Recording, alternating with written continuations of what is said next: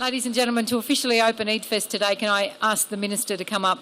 Glen Elmes, the Minister for Aboriginal and Torres Strait Islander Multicultural Affairs and the Minister assisting the Premier.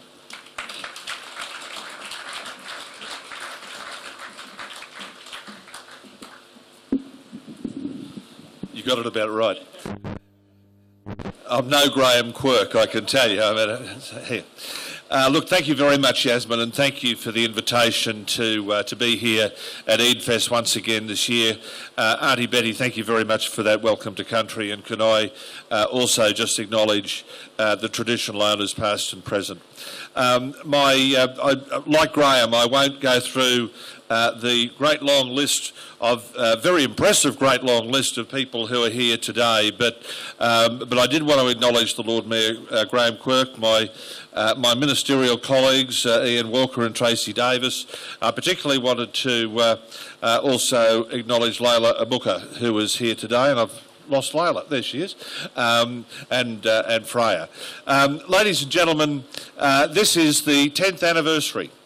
So once you have an organisation or an event that gets to about 10 years, I think you've made it.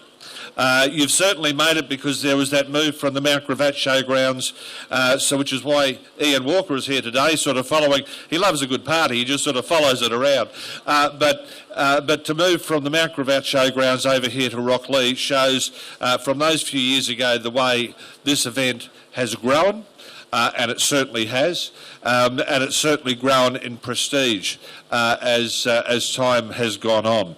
I think Yasmin is right. There is an awful lot of people who have been elected to positions in Queensland and in the federal parliament who are here today. There's an awful lot of people here from uniform. Look, Jim Bellis, I was just wondering, is that your security detail that's with you? So it's nice of you to come along, Jim, and bring your security detail with you. It's really good. So that's great.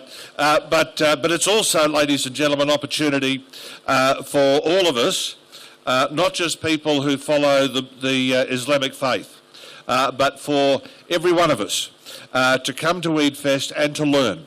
One of the great things that I think we do in Queensland, and we do it so very, very well, and this is a shining example of it, is that when we run a festival, when we fund in some way, shape or form our various cultural groups to run a festival, they are opened up. And they are opened up so that the rest of Queensland can come in and learn. And that is the way it must be.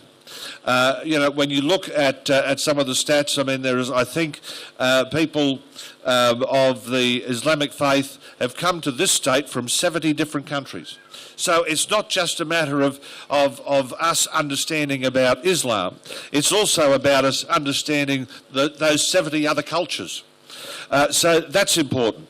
And wherever I go, and particularly, and this is a shining example, as I said, of one of those events that really does open up.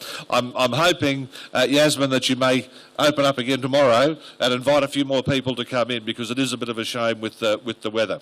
The other thing that I was very pleased about today, ladies and gentlemen, is to see that this year there is the link that is being provided by Eidfest between our traditional owners and Muslims from across the world and people who are living here. So to be able to understand, to provide that opportunity for our traditional owners and people who follow Islam to be able to understand each other a little bit more is a great thing, and I congratulate you on taking that very, very good step. So thank you very much for that.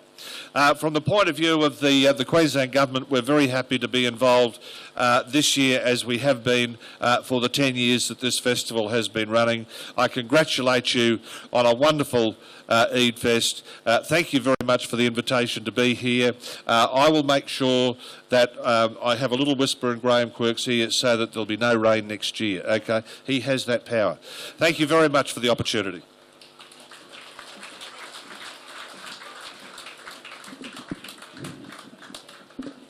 I know the Lord Mayor can do a lot of things, but I don't even think he can control the rain.